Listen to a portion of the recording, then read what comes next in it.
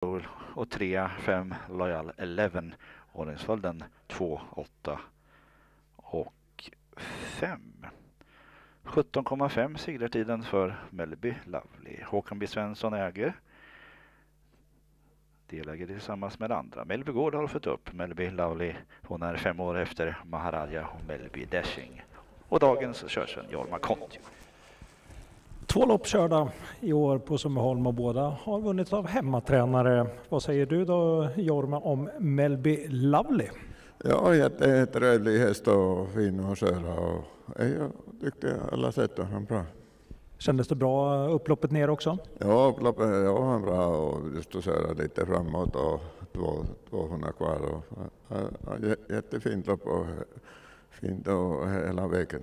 Och bra med krafter kvar i mål? Ja, jag tyckte jag var kvar och just att köra lite sista 200 framåt. Och han är jättefin och hela vägen och tyckte jättetrevlig starthäst. Grattis Jorma! Tack!